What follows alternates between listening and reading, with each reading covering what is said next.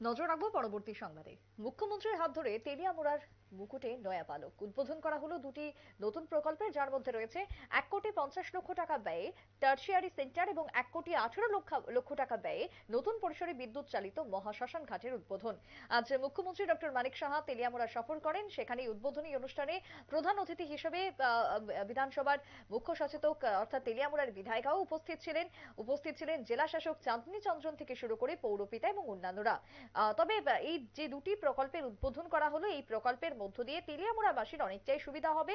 তেলিয়ামুড়ার যে উন্নয়ন, সেই উন্নয়নকে আরো এক ধাপ এগিয়ে নিয়ে যেতেই সহায়তা করবে বলেই বক্তব্য পেশ করেছেন মুখ্যমন্ত্রী। পাশাপাশি টার্সিয়ারি সেন্টার এবং বৈদ্যুতিক মহাশ্মশান ঘাট হওয়াতে তেলিয়ামুড়াবাসী অনেকটাই উপকৃত হবেন আস্তে ধীরে, এমনটাই আশা ব্যক্ত করেছেন মুখ্যমন্ত্রী মানিক সাহা। তেলিয়ামুড়ায় আজকে উন্নয়নের যে প্রকল্প, সেই প্রকল্পের উদ্বোধনী অনুষ্ঠানকে ঘিরে কি বক্তব্য উঠে এসেছে মুখ্যমন্ত্রীর, শুনুন।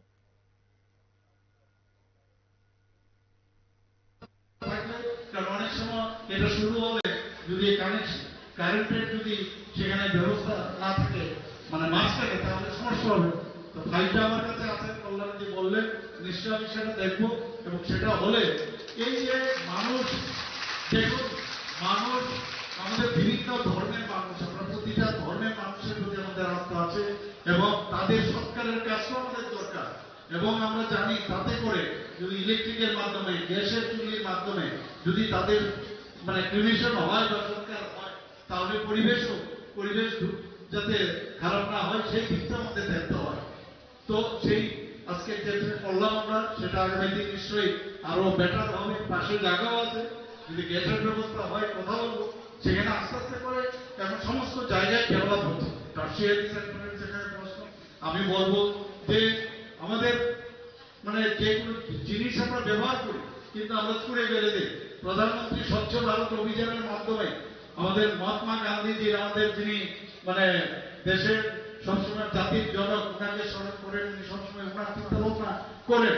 উনি বলেছেন কি যে না, मैं खुद भी नहीं फेंकूंगा, दूसरे को फेंकने नहीं दूंगा। তারপরও বিভিন্ন জায়গায় যেসব বর্জ্য পদার্থগুলো ফেলা হয় সেগুলো আমাদের যারা এসএসজি গ্রুপের তারা নিয়ে আসে। টার্সিয়ারি সেন্টারের প্রয়োজন, এখানে শুকনো যেমন বর্জ্য থাকে, আবার ভেজা মানে থাকে, তো তাকে আইসোলেট করা, সেপারেশন করা, আবার রিসাইক্লিংও করা যায়। এই যে ব্যবস্থাপনা, এখানে প্রায় 1.5 কোটি টাকা এই যে এটা হয়েছে এখানে প্রজেক্ট, সেটা আমি শুনেছি। তো বিভিন্ন জায়গায় টার্সিয়ারি যে সেন্টার সেটা হচ্ছে, এখানে সেপারেশনের মাধ্যমে আমি বলবো যারা বিশেষ করে যারা এর মধ্যে এই কাজে রক্ত থাকবে বা যারা এখানে থাকবে, তাদের হেলথের কন্ডিশনটা দেখতে হবে। মাস্ক যেন ঠিকভাবে, গ্লাভস যেন পরে, নিয়মিত মানে চিকিৎসকের পরামর্শ নেওয়া, সেটাও যেন করা, মানে এমনিতে হাত দিয়ে কাজটা করা। এতে করে আমাদের হাইজেনিক যে বিষয় সেটাও ভালো থাকবে। আমি আশা করি সেগুলো এখানে মিউনিসিপ্যালিটির যারা আধিকারিকরা আছেন, চেয়ারম্যান এখানে আছেন, ভাইস চেয়ারম্যান আছেন, আমাদের সর্বোপরি এখানে মাননীয় বিধায়িকা আছে, এখানে আছেন, এগুলো দেখবেন। এবং আমরা চাই যে ত্রিপুরার মানুষ সুখে থাকুক, আনন্দে থাকুক। একদিনে সবকিছু হয়ে যাবে সেটা আমি বলবো না, আমরা সেটা সম্ভব না। এবং আমরা দেখেছি 35 বছর রাজত্বে গরিবই বানিয়েছে। আগে বলতো গরিবের সরকার, কিন্তু গরিবের সরকার যদি হতোই তাহলে এত কাজ আমাদের এখন কেন করতে হচ্ছে। আপনারা শুনলেন মুখ্যমন্ত্রীর বক্তব্য। তবে তেলিয়ামুড়াতে এই দুই প্রকল্পের উদ্বোধনকে কেন্দ্র করে তেলিয়ামুড়াবাসীর মধ্যে ব্যাপক সাড়া উৎসাহ পরিলক্ষিত হয়। ছোট্ট বিরতির পর ফিরছি, সঙ্গে থাকুন।